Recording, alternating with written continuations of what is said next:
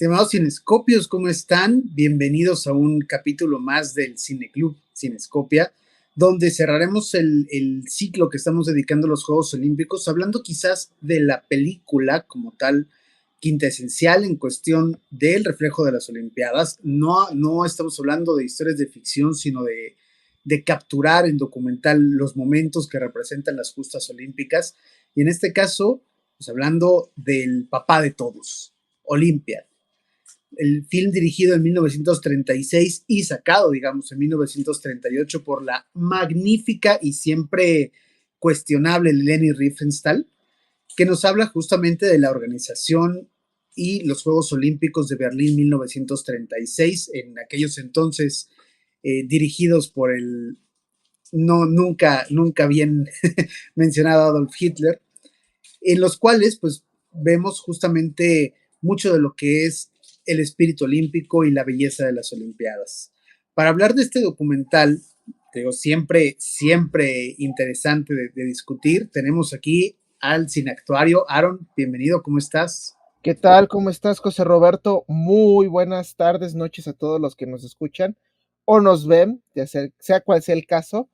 Estamos quizás ante, pues, uno de los documentales más polémicos, pero más esenciales para comprender lo que es una justa olímpica.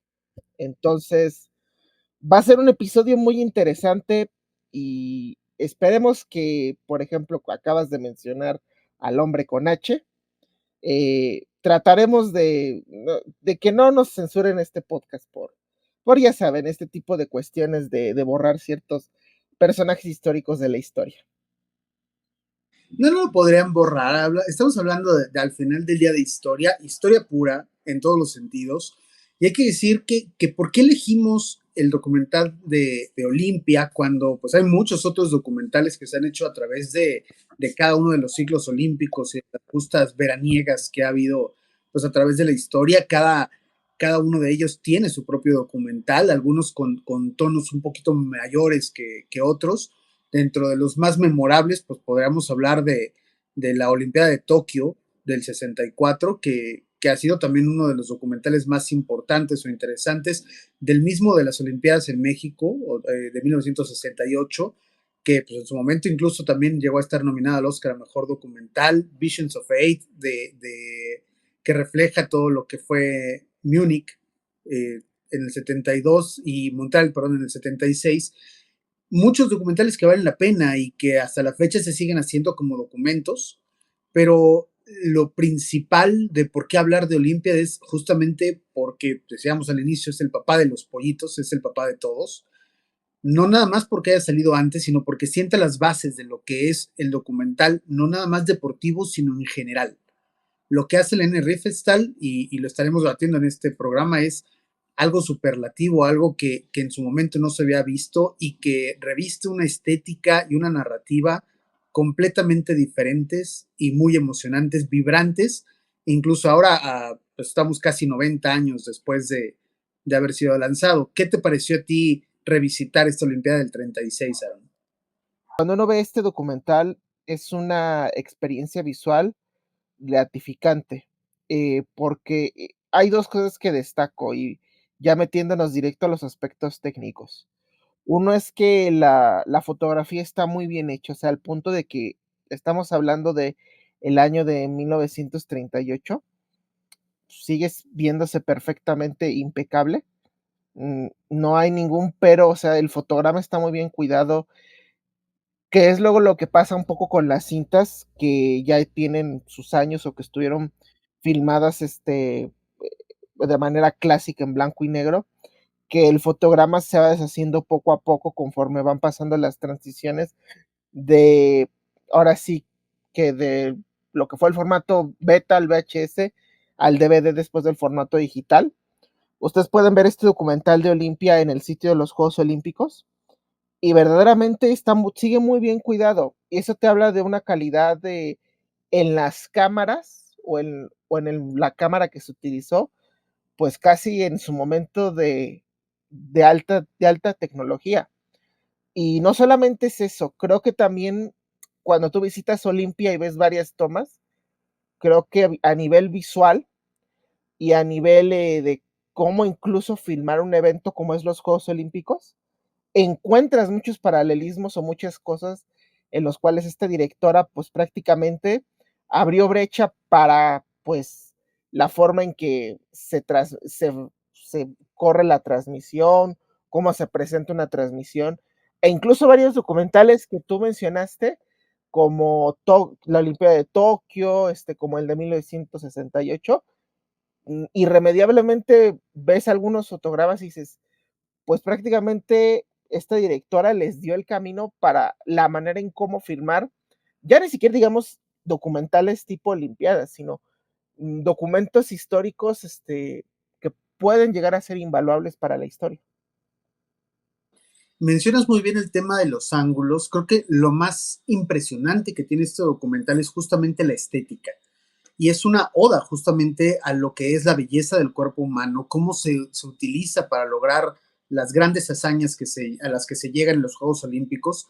Pero hablando de manera cinematográfica pura, esto es un parteaguas. Lo que hace Leni Riefenstahl es revolucionario en todos los sentidos. O sea, venimos hablando del cine en los años 30, donde todavía había habido muchos avances, pero a nivel tecnológico no los hay tanto. O sea, estamos viendo tomas que no se hubiesen podido concebir siquiera en otra mente que no fuera la de Riefenstahl.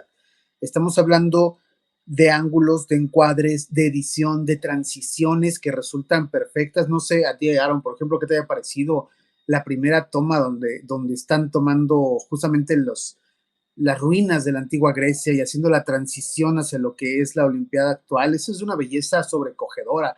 La música, la forma en la que se va utilizando. O sea, básicamente podríamos estar viendo fantasía antes de fantasía. ¿Te lo puedo decir así? Sí, o sea, esa transición con el que prácticamente empieza el documental es bellísima y pues es como visualmente decir, señores, empezamos con las Olimpiadas en Grecia y estamos llegando a este punto, 1933, en Berlín. Y incluso, si tú te fijas en muchas ceremonias de clausura, de apertura de otros Juegos Olímpicos, prácticamente es el mismo concepto que han utilizado. Y volviendo ahí, pues esta directora fue revolucionaria por siempre anteceder la historia antes del punto de partida donde nos encontramos. Hay que mencionar algo, o sea, probablemente del genio de Leni Riefenstahl es hablar que lo hizo con equipo primitivo, con el equipo que había en los años 30. Y cómo revoluciona ella, pues justamente planificando todas las tomas, o sea, ella tenía previsto antes de cada competencia qué es lo que iba a grabar y cómo lo quería grabar. Ella construyó torres dentro del estadio para poder captar la emoción del público conforme se iba acercando, por ejemplo, la antorcha, se encendía el pebetero, salía aquel personaje con H, dices, a escena. Eh, Iba cavando fosas al lado, por ejemplo, de donde se estaba haciendo competencias como el atletismo, ¿no? La carrera, lo que ahora es común de ver un traveling llevándote junto con el corredor, ella lo estaba implementando en ese momento. O sea, De hecho, hay unas tomas que a mí me encantan que son los de la natación. los Que si, clavos. que si te fijas hoy en día, en las competencias tanto de natación como de clavados, se utilizan mucho, obviamente ya con tecnología de alta punta, pero aquí lo que estamos refiriendo no es tanto es el tipo de equipo, sino la colocación de cámara, que en cualquier película, en cualquier programa de televisión o cualquier transmisión de vivo, la colocación es muy importante, pues porque obviamente forma parte de esta interacción con respecto al público. Y no nada más es, por ejemplo, el enterrar las cámaras, que esa técnica que utilizó para el atletismo, sino también, por ejemplo, para la ceremonia de apertura y de clausura, que colocar cámaras entre el público, como colocar cámaras entre globos, vaya, o sea, prácticamente pues a Lenny lo único que le faltó, pues, fue colocar una cámara dentro de un sombrero y a darnos el punto de vista de un fanático, porque, o sea, esta mujer, pues prácticamente, híjole, que donde no colocaba la cámara, o sea, literalmente hasta hay, por ejemplo, por ahí unas tomas que me encantaron, me parece que es en la competencia de disco, Ujú. como estos planos contrapicados y picados que ah, retomando lo que tú dijiste, expresan la belleza del cuerpo humano, pero pues también expresan este, el esfuerzo físico que se hace ante tales competencias.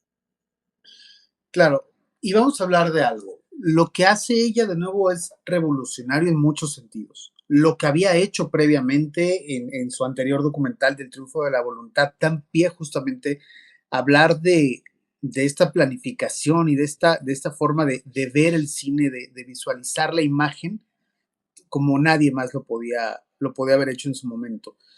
Si bien estamos hablando también de un documental que tiene mucha carga política y social, hablando del entorno en el cual le tocó ser filmado, sí podemos hablar de que independientemente de la política, se lleva a un punto de no sé, de algo sublime lo que se está viendo en pantalla. ¿Por qué? Porque utiliza, por ejemplo, las cámaras lentas cuando debe utilizarlas, los claroscuros cuando debe utilizarlas, las transiciones de una manera de verdad que incluso los ojos actuales pueden ser de verdad totalmente llamativas. El documental está dividido en dos partes, que eso es lo primero que habríamos que considerar. Cada uno tiene una duración aproximada de hora y media, así que el total son 3 horas, de los cuales ningún minuto tiene desperdicio. Pero en el primero, que es Olimpia número 1, ella nos habla del Festival de las Naciones. Y lo primero en lo que se enfoca es justamente la llegada de la llama olímpica, la ceremonia de inauguración, donde está pues, obviamente todo servido para enaltecer a esta figura histórica que resulta ser Hitler. Y se enfoca también en lo que es el atletismo, que es algo bien interesante. ¿Por qué? Porque está hablando de lo que es el cuerpo y las fortalezas, y para algunos debatiblemente también de la superioridad de una raza, en este caso la aria, que sin embargo se ve opacada, por ejemplo, con figuras como Jesse Owens, ¿no? Que es algo bien interesante porque no rehuye a darle foco a estas grandes estrellas que marcaron como tal los Juegos Olímpicos y que pues obviamente no fueron del agrado de los organizadores en ese momento. Acabas de tocar pues la parte esencial del documental y retomando un poco lo que dijiste, pues es mostrar la fortaleza física, pero también el desgaste del cuerpo y sus límites ante una competencia de alto nivel como puede ser el atletismo, que pues es siempre el deporte primario en los Juegos Olímpicos.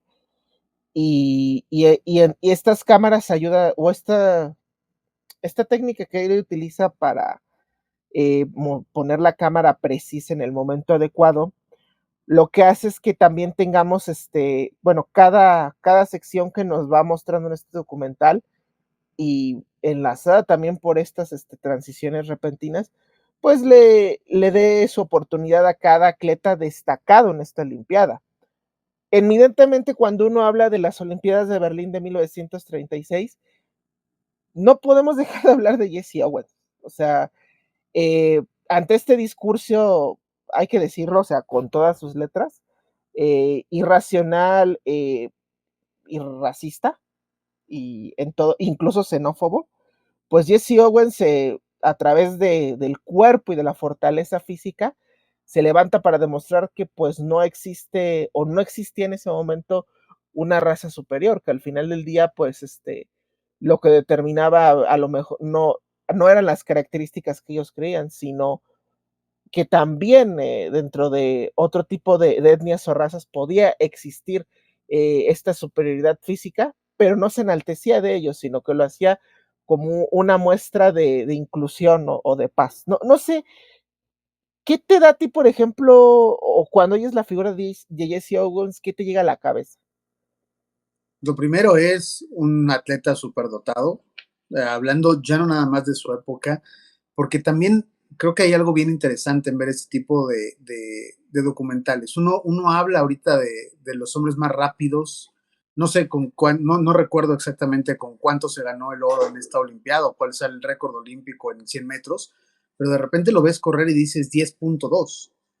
¿No? O sea, no es algo que diste mucho de lo que ahora se puede correr. Obviamente hay muchas formas de lo cual se ha mejorado, a lo mejor por Usain Bolt o algo así, pero para hablar del momento de incluso el tipo de preparación que se podía tener, el tipo hasta de calzado, si me apuras, con el que se podía contar, de tecnología deportiva con el cual se pueden fortalecer músculos, se pueden fortalecer distintas cosas.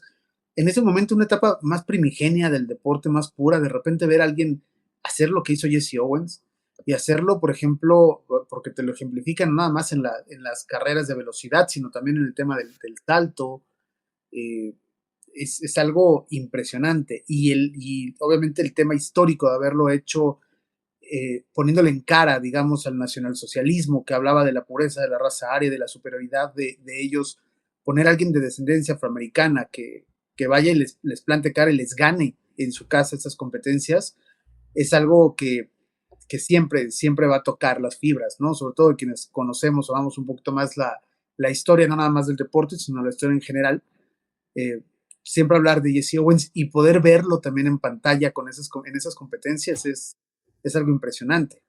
Ahora dijiste algo interesante, no sabía cuál era la marca.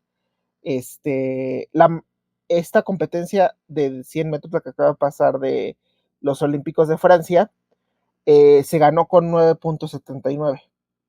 Por el récord mundial de andar en 9.50 más o menos, no tengo el dato. Y JC Owens tenía una marca personal del 10.2. Ahora, ojo, o sea, son, ¿qué te gusta? 20 segundos de diferencia, pero hay que tomar en cuenta que en esos años el atletismo pues no tenía toda esta, la ciencia del deporte, todo está compilado entre nutricionistas, entre fisiologías, entre ciencia deportiva que pues hoy ayuda a los atletas a superar sus marcas, y son 30 segundos de diferencia. ¿En qué te gusta? ¿70 años? ¿80? Entonces, En pocos años, realmente. Y hay competencias en las cuales sí vemos un cambio muy drástico, ¿no? O sea, hablamos de que esta primera parte de Olimpia se enfoca un poco más en lo que es el atletismo, pero tienes la segunda parte que le llama a ella el Festival de la Belleza, donde verdaderamente creo que están las tomas más hermosas y ves cómo eran los clavados, cómo era la gimnasia en esos momentos, y ahí sí vemos un cambio completamente radical, una evolución en 90 años que hace pensar que en ese momento pues el peor competidor de ahorita les podría haber ganado la medalla de oro, ¿no? Pero pues obviamente habla de una evolución como tal del deporte. Y lo importante que hace en esta, yo creo que no hay forma distinta de decirlo, ella lo nombra muy bien como el Festival de la Belleza, porque esta segunda parte, las dos partes, pero en específica esta segunda, es de verdad un poema visual a la idea del cuerpo humano. Es, yo creo que una oda a lo que es el espíritu humano y al uso del cuerpo a través del deporte para poder lograr la perfección que se logra en una justa olímpica.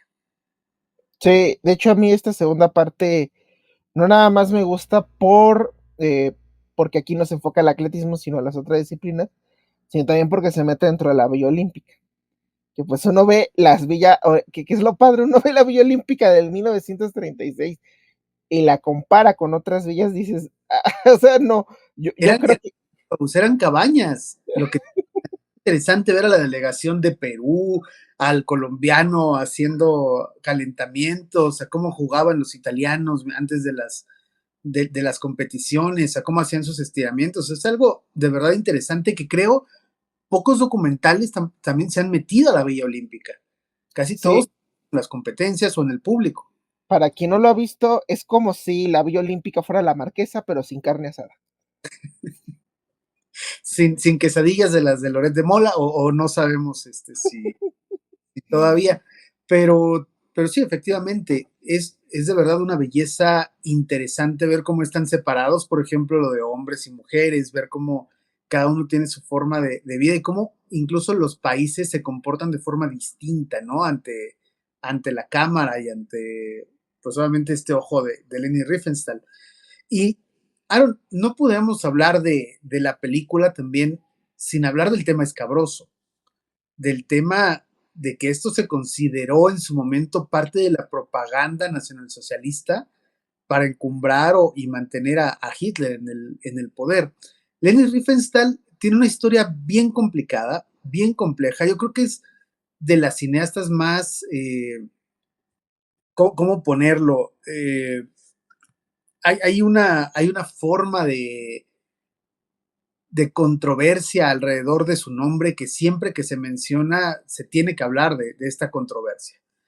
Y la realidad es que ella es una mujer que viene de cuna, digamos, algo acomodada, que primero se dedica a la pintura, después se dedica a la danza, y pues le pasó como a nosotros los mexicanos que hicimos, se chingó la rodilla, entonces pues no pudo como tal seguir haciendo danza, pero encuentra en el cine su pasión y lo hace primero como actriz y después como directora. Y las direcciones que tiene, de verdad, independientemente del tema político, son películas que hay que observarse y que hay que ver si de verdad aman el cine. Tienen que ver, por ejemplo, El Triunfo de la Voluntad y estos documentales de Olimpia, entre otras de sus obras. Pero no podemos hablar de ella sin hablar de la controversia. Y quisiera preguntarte, Aaron, ¿te parece realmente que Olimpia es un documento como tal controversial? Vamos a meternos una parte escabrosa. Y aquí hay que distinguir, a ver, y a lo mejor muchos nos van a colgar, pero es que en general, y no es que estemos justificando el propósito del documental, pero casi todas las películas tienen una carga ideológica. Ahora, como siempre, vamos a citar a nuestro santo patrono, Martin Scorsese. Siempre hay que anteponer ante las cargas ideológicas la historia o lo que quieres contar. Para efectos de un documental, la realidad que quieres mostrar. Y si bien, sí es cierto que sí se nota, y más ahorita que fue bastante obvio, especialmente en ciertas partes, más cuando se enfoca al sujeto del bigote, más todo lo que es el desfile de las naciones, eh, el encendido de la llama olímpica, el discurso, que ya de por sí el discurso es muy controversial porque de cierta manera, pues el señor Conache, en su frase de apertura, que dice quedan inaugurados los Juegos Olímpicos para el mundo y para Alemania. No voy a mencionar de, por no, eso en síntesis, porque es un poquito más nacionalista la frase de apertura.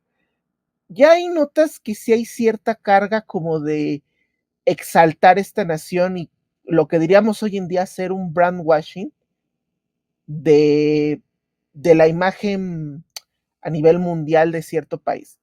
Pero ojo, no es por justificar, pero al final del día, hacer unos Juegos Olímpicos, pues el objetivo muchas veces que buscan las naciones es como pues hacer un comercial turístico de su país. O sea, lo que buscan es promover el turismo, promover de cierta manera la cultura y pues dar un aspecto de que pues en su territorio se están haciendo las cosas bien. Todos lo han hecho. El ejemplo ahorita más cercano pues fue Brasil, que cuando vino el gobierno de Lula, pues Lula quería dar una imagen al mundo de que Brasil de a poco se estaba convirtiendo en potencia, se trae los Juegos Olímpicos, se trae el Mundial de Fútbol, y que le cuesta también una carga política. En su momento, pues también hay que decirlo, en el 68 el objetivo del partido, pues en el poder era también dar esta imagen de progresismo y de avance.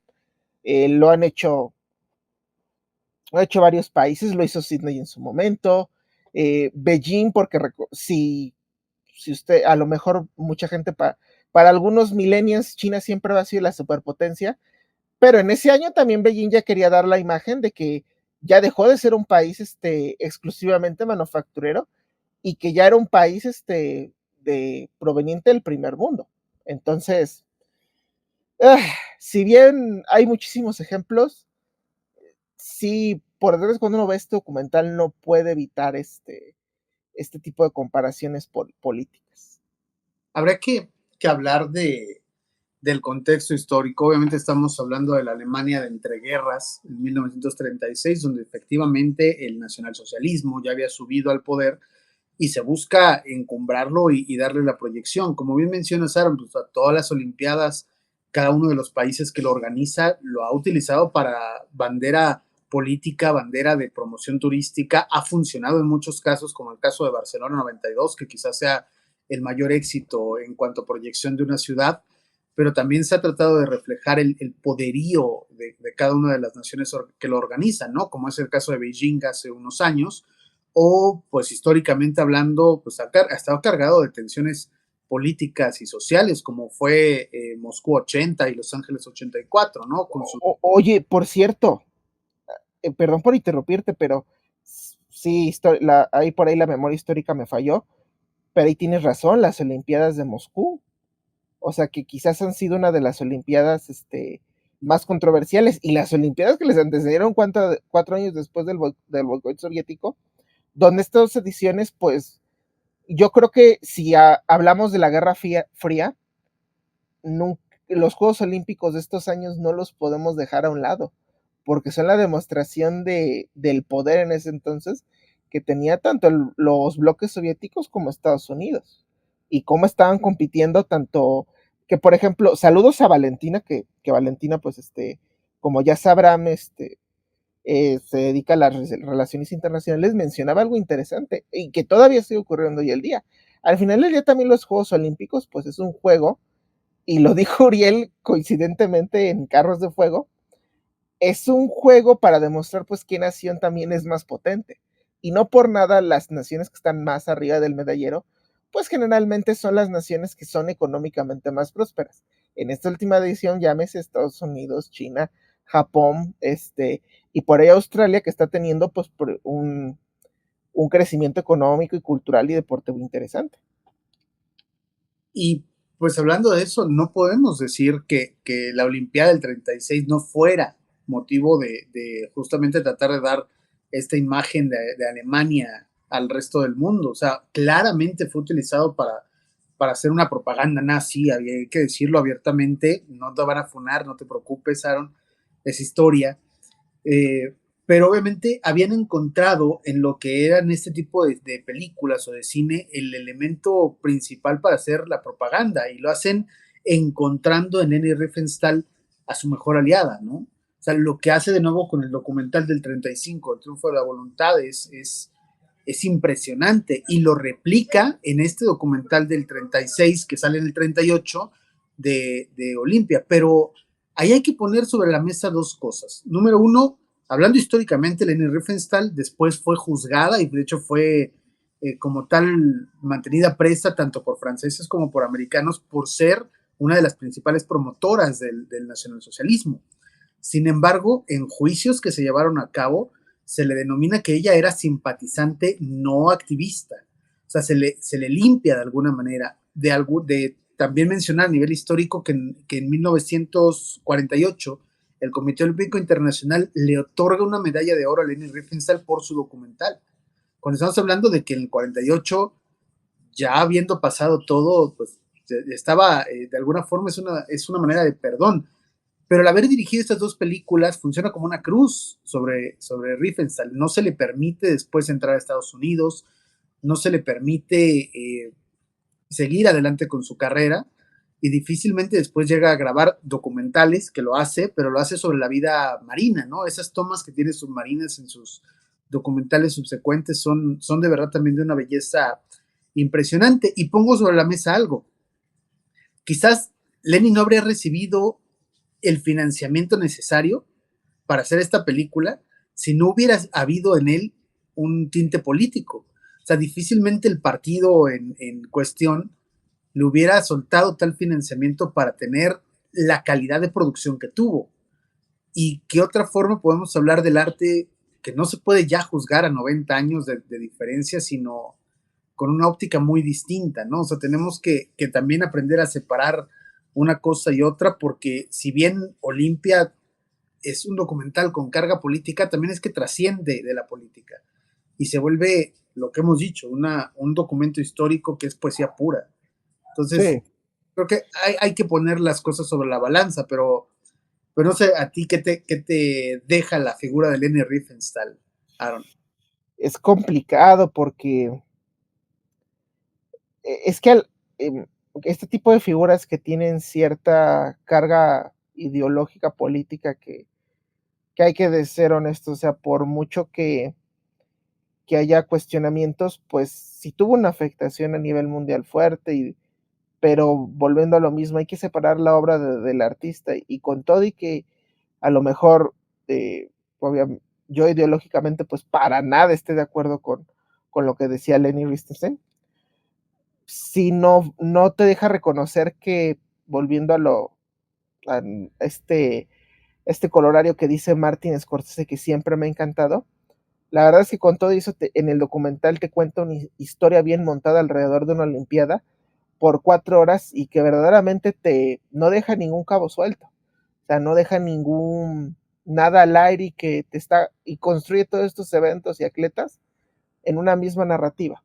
Y por eso yo creo que, y ya no nada más eso, porque El triunfo de la voluntad, pues también es un buen documental, o sea, sí, por ahí también tiene unos tintes ideológicos, pero sigue siendo un documental muy bello visualmente. Sí hay que aprender a separarlo y, por ejemplo, no caer luego en estas, porque hoy somos muy dados a si cierto artista tenía a lo mejor una ideología política, vamos a decirlo así, nociva, se tiende mucho a dejar a un lado o explorar como tal el arte que hizo y se crucifica. Y yo creo que hay que empezar a separar un poquito las dos cosas. Y hay algo que yo creo que hace que a lo mejor hay una palabra clave, la sutileza. Creo que entre más un realizador de documentales o de películas sea más sutil y anteponga por encima de sus ideologías la historia, creo que es una manera en que podemos considerar lo que se está realizando arte.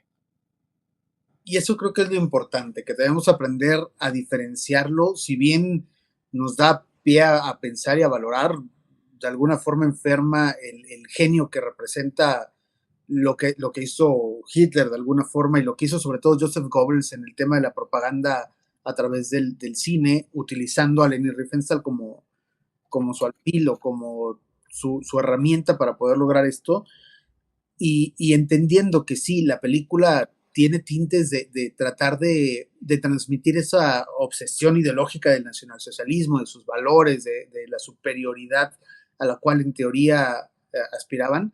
La realidad es que como documento fílmico es algo impresionante lo que nos deja este documental de Olimpia.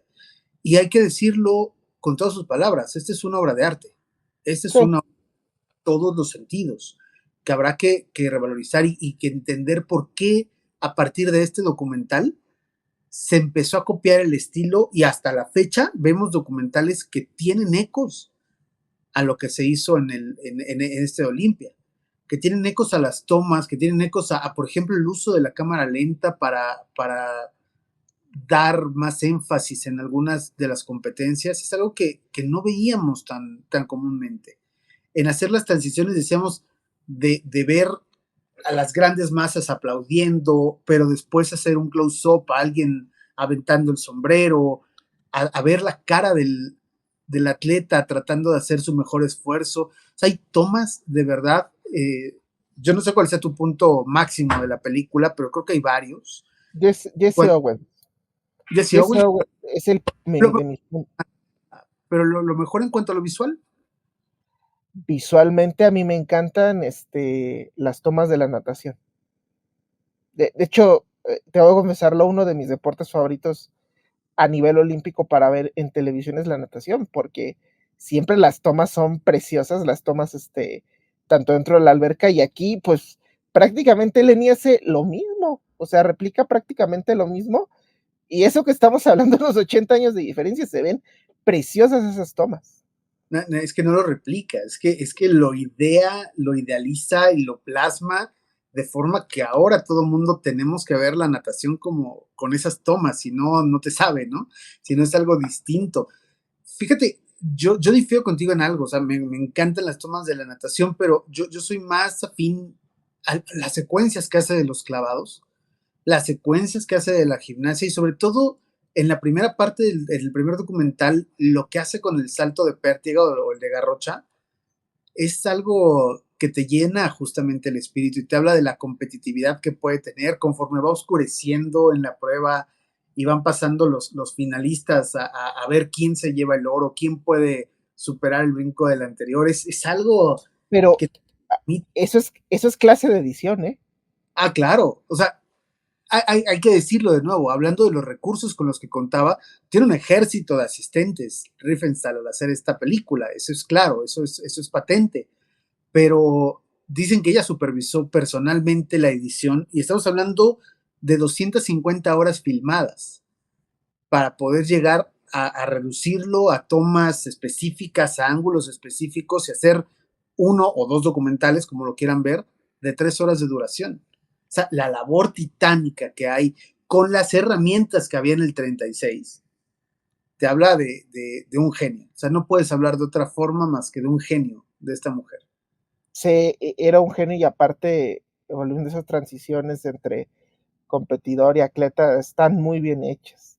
Y eso se nota muchísimo, como bien dices, en la parte cuando le toca firmar los clavados y o el salto de vértiga, que de hecho eh, muchas de las tomas que se consiguen con respecto a la ejecución de estos dos deportes eh, no se ve al reojo y de hecho muchas veces se tiene que utilizar ya sea la cámara lenta, lo que se dice el stop motion, para efectivamente saber apreciar el grado de dificultad que se está haciendo.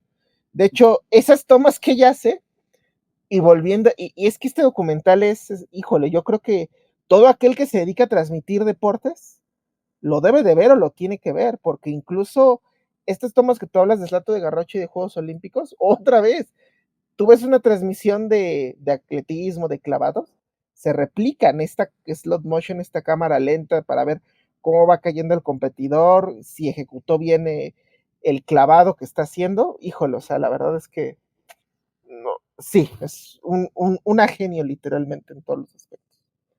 Y hay que decir que no tiene miedo a mostrar el cuerpo humano en su plenitud. Desde las primeras escenas donde vemos realmente cuerpos desnudos, torsos desnudos en todo momento, creo que lo hace obviamente alejándose de todo lo que ahora incluso se habla, ¿no? De que hay tomas muy morbosas o todo. Aquí es completamente alejado y llevado justamente a la pureza que refleja el O la, cuerpo humano. o la famosa sexualización de los cuerpos.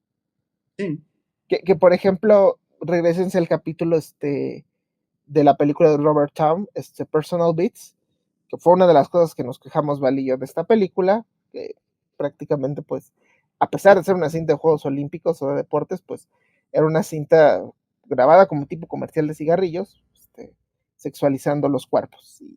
Y sí es un tema que cuando hablas de deportes, sí está bien que el cuerpo humano sea bonito, pero pues también hay un desgaste físico que claro. luego uno retrata. Pues tiene muchos méritos y habrá que decir que hay muchos momentos destacables en este documental, en esta película. Yo difícilmente creo que podemos quedarnos con uno y no hacer eco a todo, a cada una de las competencias porque... ¿Tú cuáles numeraste? Por ejemplo, yo tengo algunos por ahí. A ver, de nuevo, no te escuché. ¿Cuál ¿Cuáles fueron tus momentos favoritos? Ya no hablando de nivel visual, sino ya a nivel historia. Mira, a nivel historia siempre toca el tema de Jesse Owens, eso es un hecho, pero yo creo que la competencia, justamente la de los 100 metros, porque tienes el enfrentamiento con este campeón europeo alemán, eh, en esta competencia de los 100 metros. Y te digo también el tema del salto de garrocha, lo que se logra, cómo te transmite la emoción, eso es lo que más me lleva, más allá de lo estético, porque de nuevo, si queremos juzgar con valores actuales, no hay nada más aesthetic que este documental, ¿eh? Pero hablando en general de la competencia per se, creo que lo que hace también con el maratón es algo digno de resaltarse. Y pues me quedaría con esas tres competencias: los 100 metros planos, el maratón y el salto de garrocha. A mí el 4%, por También, por la historia de Betty Robinson. sí. Sí, o sea, que es una historia, para quien no ha visto el documental, Betty Robinson sufre un año antes de los Juegos Olímpicos un accidente aéreo. Entonces la declaran muerta. Y ya después, entre los cadáveres, bueno, 6 meses después, revive, o bueno, no revive, pues estaba en coma. Y posteriormente, pues, así es, armando los tiempos, 6 meses después, se encuentra compitiendo en el 4%, pero es una historia bastante entre escabrosa y entre curiosa, pero, y esto es contado, bueno, su hazaña olímpica del 4% es contado en esta película. Y por ejemplo, hay otra, ahorita de los que tengo aquí apuntados, los 1500 metros con Jack Lovac, que rompe el récord olímpico de 3.47 en su momento. Eh, el partido me parece que de Perú-Austria. Ah, sí, siempre es bonito ver países latinoamericanos en competencia, ¿no? O sea, si creen que el de Argentina-Francia, estas Olimpiadas fue polémico, el No, es Perú-Austria de 1936, patadas, o sea, literalmente era el deporte de las patadas. y que surge algo polémico aquí. Aficionados peruanos atacan a aficionados austriacos, y el Comité Olímpico en ese momento les dice que se tiene que repetir el partido, pero los peruanos se retiran porque no están de acuerdo con esto, y pues automáticamente Australia pues pasa a rondas posteriores en la disciplina de fútbol. O sea, siempre han existido broncas y siempre tiene que haber un latinoamericano contra un europeo. Lo traemos en la sangre, ¿qué te puedo decir? Pero bueno, me gustaría, Aaron, que hagamos también nosotros una transición. Y ya que estamos hablando de los momentos icónicos que nos dejó este documental y las Olimpiadas de Berlín 36, también hablar de que estamos haciendo este ciclo justamente porque se cruzó con lo que son las Olimpiadas de París 2024, que acaban de terminar el día de ayer. Bueno, al día de ayer, conforme estamos grabando este programa. Y me gustaría preguntarte, Aaron, ¿qué momentos crees que así como en Berlín quedaron estos, puedan quedar para la posteridad si tú fueras el documentalista detrás del documento histórico de París 2024?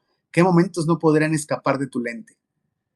Yo creo que hay varios momentos, pero para mí el momento de las Olimpiadas, si tú tuvieras que describir París 2024 a nivel competencia, es Duplantis rompiendo el récord mundial en salto de vértigo, 6.25 metros. O sea, creo que algo que pasó muchísimo en estas Olimpiadas, y que lo he cotejado a nivel público, es que como que con Tokio se perdió, por el contexto social que vivíamos de la pandemia, se perdió un poquito la parte del olimpismo, o el gusto por el olimpismo.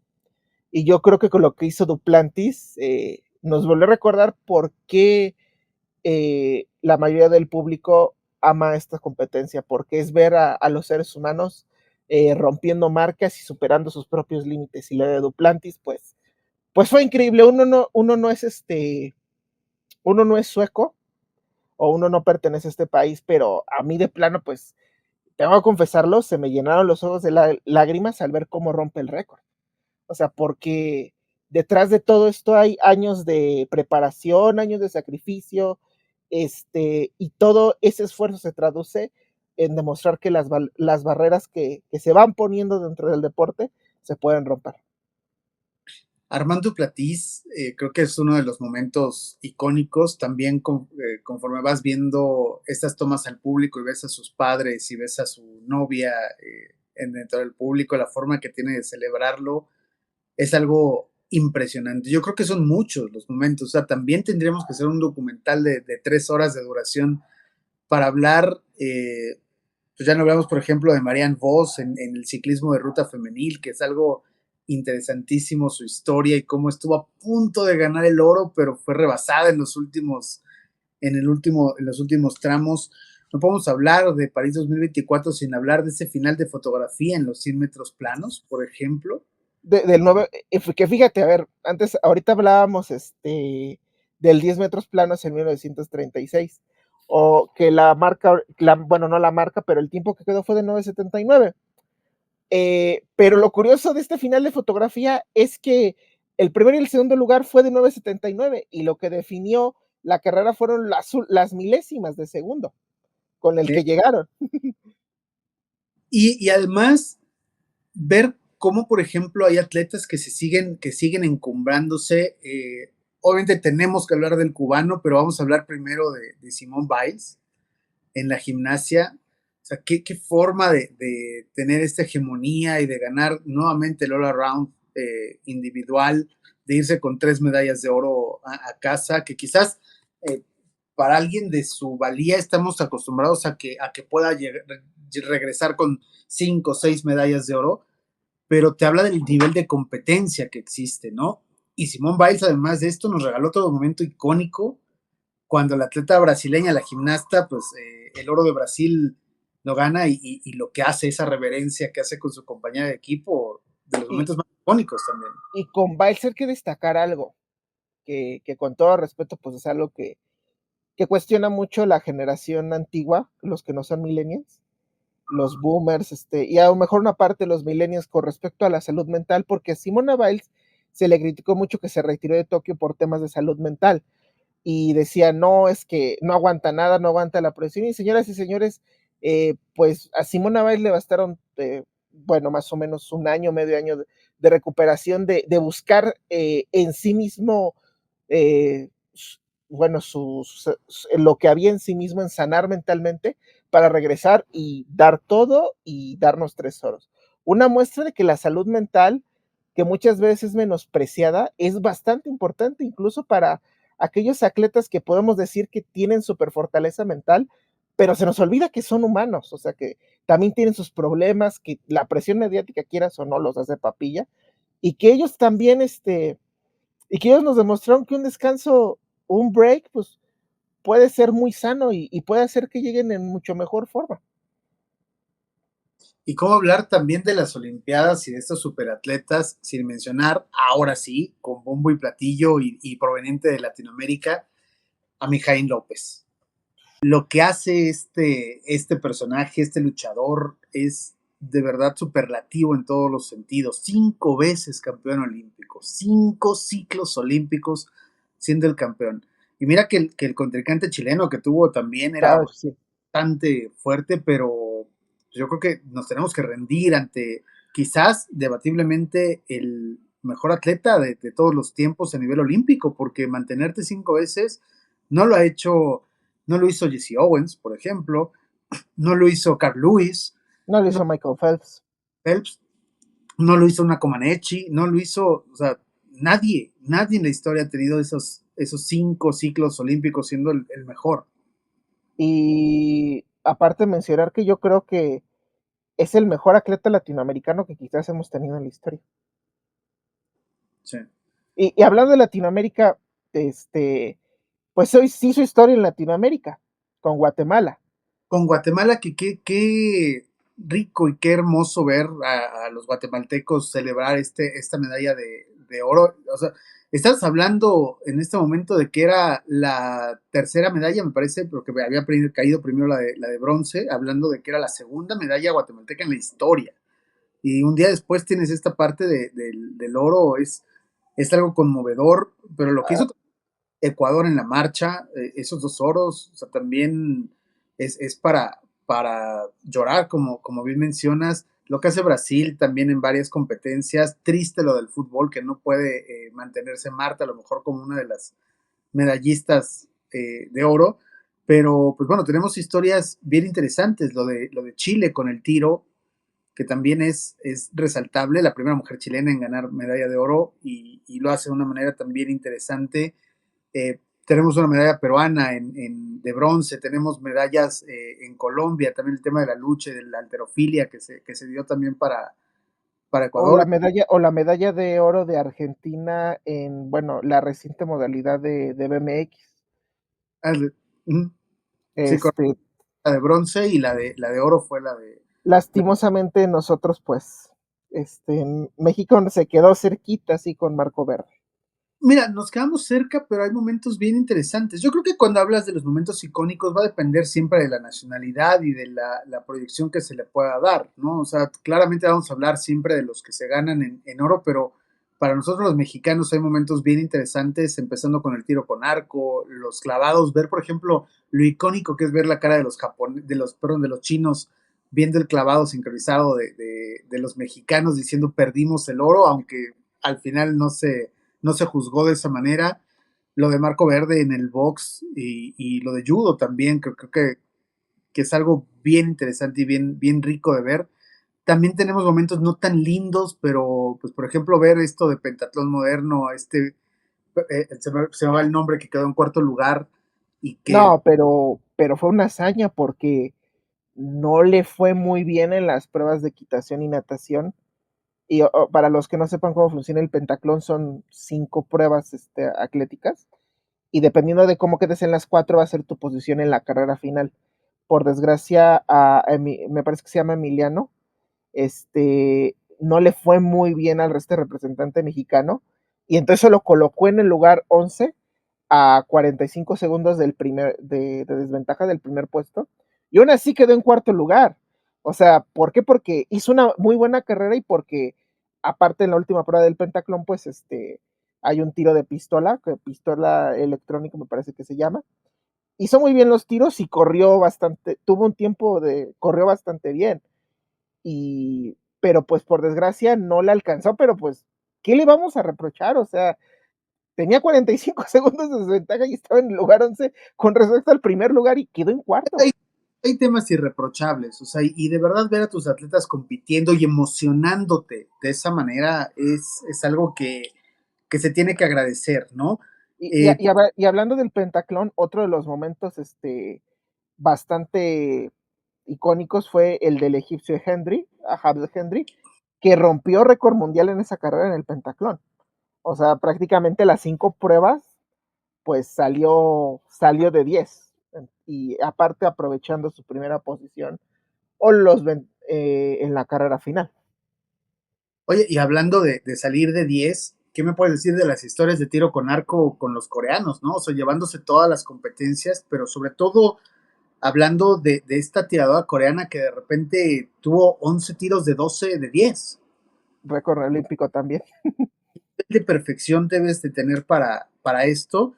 Y hablando de tiro, pues las imágenes icónicas, ¿no? De esta dupla turca tirando con la mano acá en la bolsa, o sea, es algo. Yusef Dicket, o sea, que no usaba protección, y que se hizo muy viral, pues porque obviamente la mayoría de los competidores, o casi todos, utilizan gafas, utilizan audífonos para esta protección de tiro. Y él, así como si fuera una película de Park Chan-wook, con su bolsita aquí, su pistola acá, esa imagen se hizo icónica. Y ya después la historia pues de este atleta, su gato también que se hizo viral. Pero fíjate, dentro de todo, creo que tiene 52 años, ¿verdad? Si no me equivoco. Fíjate que es una historia para mí de inspiración porque cuánta gente no dice, ya no digamos a los 40, a los 35 años, que quizás ya se fue su tiempo de vida, que ya pasó lo mejor. Sobre Y todo es en los atletas de alto rendimiento, cuando alguien llega a los 30, ya estás tu carrera en declive, ¿no? Ya estás acabado. Aunque también habrá que decirlo, decíamos por ejemplo, el caso de Mijaín López, pues la edad que tiene ya no es un joven, pero hay muchos deportes que sí te lo permiten. Hay una historia bien interesante también de una jugadora de tenis de mesa chilena, que es china nacionalizada chilena y que a sus casi 60 años estaba en sus primeros Juegos Olímpicos, muy feliz de representar a Chile en este caso. Y estamos hablando de atletas centrados en años que aún así pueden competir al máximo nivel. Y ojo, algo que nos deja como enseñanza es de que siempre decimos que hay que ganar porque nadie se acuerda de los segundos lugares. Ahí está el caso de este turco, ¿no? O sea, nos acordamos del segundo lugar y nadie recuerda quién ganó. Caso contrario, por ejemplo, hay competencias o finales en las cuales te vas a acordar del primero y del segundo mundial. Aaron, la final de tenis varonil. Ah, momento que me enterneció el corazón.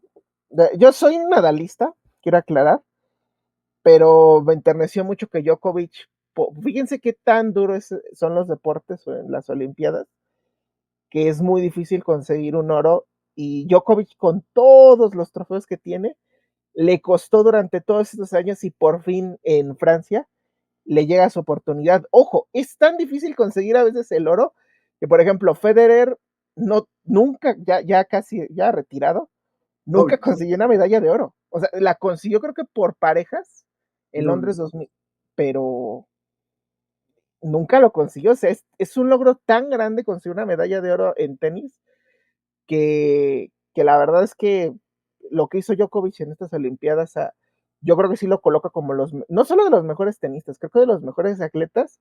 Y por ejemplo, ahora hablando de superestrellas o de atletas, yo sé que a lo mejor habrá nostálgicos que me dirán, no, el Dream Team de Barcelona 92 con Michael Jordan fue el mejor.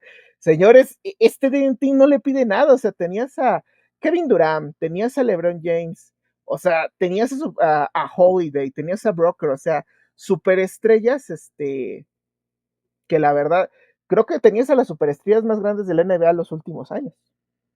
Y a Stephen Curry, no me lo ninguno. Así mi Steve Curry de que los mandó a dormir. De hecho, hay una anécdota curiosa con Steve Curry. Los franceses, el McDonald's de Francia ya prohibió la salsa curry por culpa de Stephen Curry. No, no es broma, o sea, apareció en Twitter donde decía, por motivos obvios, prohibimos la salsa curry. Que la verdad, con todo respeto, y creo que nuestros amigos argentinos lo sabrán, pues, ¿qué sentido son los franceses, la verdad? Es parte del show, ¿no? Y creo que, oye, pero hablamos de la final con Francia, que fue interesante, pero el juego contra Serbia, caray, el juego No, contra... ¿quién que yo estoy impresionado, o sea, hasta ya es motivo de burla que te regrese. O sea, creo, no tengo el dato bien, pero creo que es la mayor remontada en juegos de equipo en Juegos Olímpicos, porque serán 15 puntos de diferencia. Y para nosotros los pamboleros también, la final de fútbol de varonil, por ejemplo, es España-Francia también, ¿eh? Cardíaco. Cardíaco, la final también femenil estuvo muy buena, la de Estados Unidos-Brasil. Oye, pero se nos está olvidando varios momentos, tanto los polémicos como la estrella de estos Juegos Olímpicos. Leon Marchand con 4 medallas y rompiendo los 400 metros el récord de 400 metros de Michael Phelps. ¿Sí? En la natación dio 2 estrellas, ¿no? En el caso varonil y femenil, creo que ambos los representantes estadounidenses fueron avasalladores en todos los sentidos. Y pues bueno, o sea, siempre la natación da de este tipo de momentos, ¿no? Icónicos y todo. Tristemente creo que este año no hubo, por ejemplo, alguien latinoamericano que brillara en natación como sí lo había habido en años anteriores, en ciclos olímpicos anteriores, pero pues sí, lo de Marchand es Y también algo interesante, que no sé si sea el rey de las Olimpiadas, pero para ti lo es. bueno, el ícono porque estaba en su casa, en la ceremonia de inauguración le toca llevar la llama cuando se apaga, digamos que porque jugó de local es el ícono. Yo por ahí tengo otros atletas como Simón Avilés, Mijael López, Duplantis, pero vaya, por estar en casa se le puede considerar como el ícono de estas Olimpiadas. Y vámonos a la polémica, porque El si box, Paris es Mil y Manny Khalif, eh, ah, es un tema que por ahí es un tema que creo que incluso trae, ya ni siquiera olvídense de la parte del género de Mini Khalif, es un tema que ya trae tintes políticos. Para quien no sepa un poquito de contexto, pues Imani Khalif, de acuerdo a las pruebas que le hicieron, biológicas y fisiológicas que le hizo el Comité Olímpico, pues resulta que era mujer, pero con alto grado de testosterona. y causó una polémica porque en su pelea en una de sus peleas clasificatorias contra la italiana, pues la italiana confesó que no podía más y que le dolía mucho y que pues pegaba duro. Y sí, se notaba mucho, o sea, sus peleas se notaba que el grado de fuerza que tenía. Pero trae un contexto incluso más político, ¿por qué? Para los que no sepan, actualmente la IVA, que es la Federación de Boxeo, y el Comité Olímpico traen una pelea bien cañona. ¿Por qué? Porque hace unos años al el COE, que es el Comité Olímpico, le descubrió ciertos casos de dopaje, ciertas arreglo de apuestas al IVA, lo normal en el boxeo, y decidió desconocer a la federación y ahorita trae una bronca muy cañona. Y Manny Khalif solo es, yo creo que incluso solo es un peldaño de esta pelea porque la federación del boxeo, que hoy no es reconocida, decía que era hombre, el COI decía que era mujer con alto grado de testosterona. Y bueno, es otra escabrosa más de esta pelea que, por ejemplo, nos puede dejar en el 2028 sin boxeo, porque si no se arma otra federación, probablemente el boxeo sea desconocido. Y aparte se nota mucho que el COE o el Comité Olímpico, pues hay ciertas cosas que a lo mejor no tiene el feeling. Otra cosa añadiendo sí, a este tema político, el director del IVA es ruso y varias oficinas de la Federación Internacional de Boxeo pues son rusas. Cosa que no hay que sorprendernos porque después bueno, las mejores escuelas de boxeo son la cubana, la rusa, la mexicana y la americana. O sea, no hay que sorprendernos de eso. Pero también puede haber ahí un tema político que bastante escabroso, la verdad. Hay temas que se quedan para la controversia. El caso del breakdance, por ejemplo, también la incursión, que se incluya el breakdance como disciplina olímpica. Creo que de lo positivo, por ejemplo, fue el surf.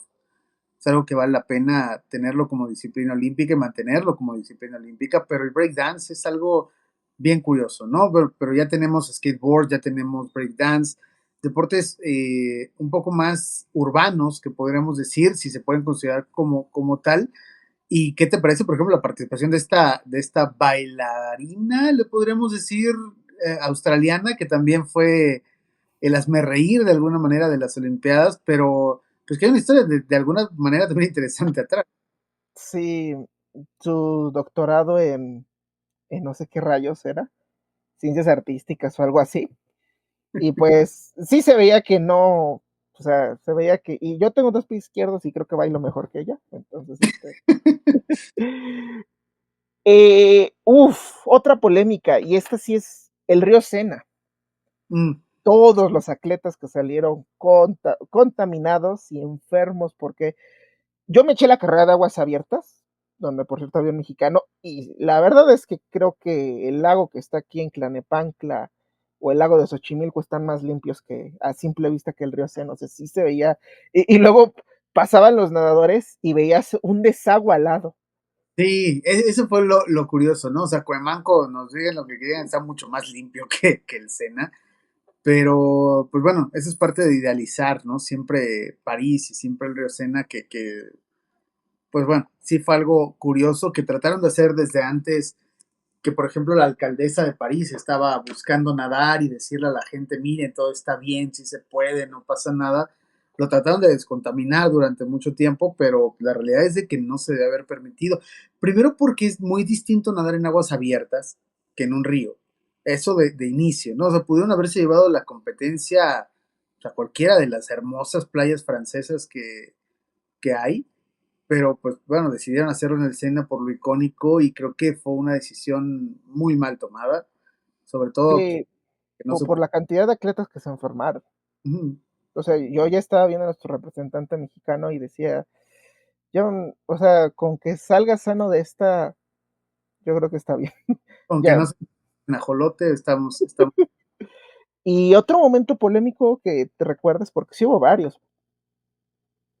pues, la misma apertura, ¿no? La ceremonia de apertura, que fue uno de los momentos más ásperos en cuanto al posicionamiento, pero en general creo que en los deportes, pues para México tenemos el tema del taekwondo, ¿no? Que hubo un momento ahí de cómo se juzga o de los errores que se cometen, pues en el mismo caso del boxeo, ¿no? También queda O- polémico.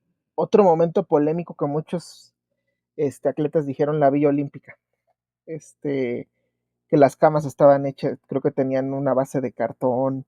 Es que Que, es en teoría para que los atletas no hagan el delicioso durante los Juegos Olímpicos, pero pues la realidad es que por ahí hay unas declaraciones de los atletas mexicanos que dicen que se arma bastante fuerte, ¿no? Todo este tema se que el agua de horchata se arma bastante fuerte. decir así, pero sí que se arman tremendas bacanales, ahí en la Villa Olímpica, lo cual, pues, mira, son jóvenes en plenitud física y pues yo no le veo nada malo, pero técnicamente no podrían hacerlo dado que pues van a competir a lo mejor los días siguientes, aunque hay teorías que dicen que es mejor desfogar ciertas energías antes de competir, o la otra es que no, que te tienes que mantener completamente puro, Pero digo. no nada más fue lo de las camas, también dicen que en la cafetería servían un menú vegano Es que, comida que, francesa, ¿qué esperabas? que mira, siendo un semi-amateur en esto del deporte, sí es necesaria la proteína, ¿eh? O sea, sí se me hace así como que menú, o sea, obviamente las verduras son sanas, pero más cuando eres deportista de alto rendimiento, la Claro, proteína es pero necesaria. había para todos los gustos, ¿no? Y para todas las necesidades. Además, cada delegación era libre de meter ciertos alimentos o algo que fueran específicos para sus competidores. Como cada delegación, por ejemplo, fue libre de ponerles aire acondicionado a la Vía Olímpica, si es que Ah, lo que... ah, eso es cierto, de hecho, me parece que Ana Pao Velázquez del equipo Tiro con Arco de México, pueden revisar su TikTok, hizo como, ahora sí que un viajemos en la Villa Olímpica y la descubrió de papa. Y por ejemplo, sí, una de las cosas que mencionó fue que no había aire acondicionado y que dependía de cada delegación nacional darles el aire. O sea, afortunadamente a México sí le dieron a sus atletas aire acondicionado, pero a lo mejor delegaciones un poquito menores, no sé qué hubiera pasado ahí el tema. Dos, pero este es como Colorado hablando de Ana Pao Velázquez y sus directos y sus TikToks de la Villa Olímpica. Le regalaron un celular a todos los atletas olímpicos. Bastante bonito, o sea, va mostrando todo lo que le regala, por ejemplo, marcas como Procter Gamble, etcétera, de salud, y de repente hay un celular con toda la tecnología. Pero bueno, eso es parte de lo interesante. Hay que. Que a ver, José Roberto, si no tienes aire acondicionado y tienes una cama de cartón, pero te dan un celular, pues Me doy por unas bien. por otras. Oye, tienes cama de cartón, no tienes aire acondicionado, pero vas a participar en estas aguas y no las del río Sena, pues, aunque deje el celular.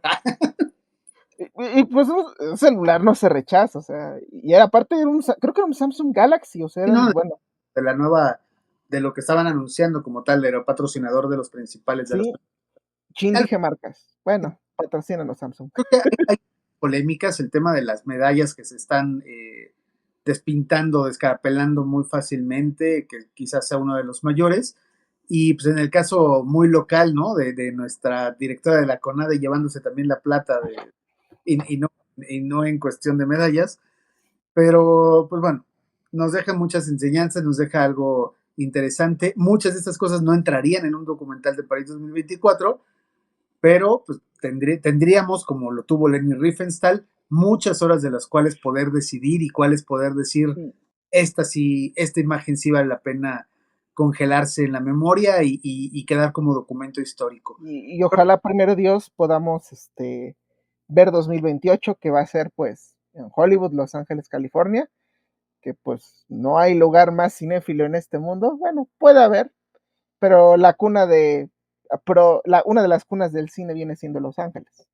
La meca Entonces, sigue siendo Hollywood y Los Ángeles, entonces por más que hay otros lugares, este es el más sagrado quizás para muchos de nosotros y pues vale la pena, ojalá y, nos pida para y, llegar ahí. si, y si en 4 años sigue este programa, pues chance nos ven atrás de Hollywood con los aros olímpicos, hablando continuando con el ciclo de Juegos Olímpicos. Hablando de documentales, valdría la pena que visiten y revisiten la página del Comité Olímpico Internacional, que tiene estos documentales dentro de sus acervos y tiene los documentales que se han hecho de cada una de las justas olímpicas.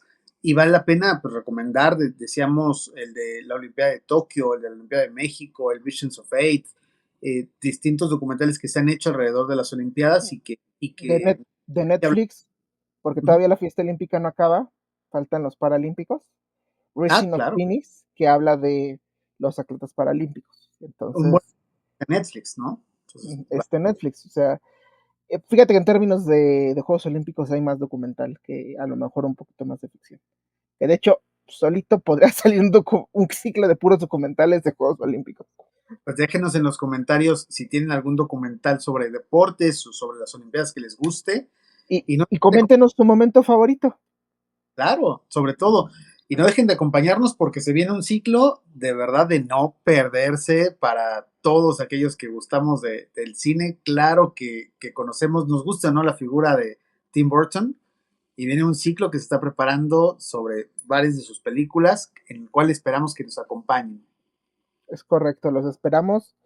Ciclo de Tim Burton, prometemos empezar a salir los viernes como en la encuesta que le hicimos en Instagram y en YouTube. Ustedes nos dijeron que les gusta más el programa los viernes, entonces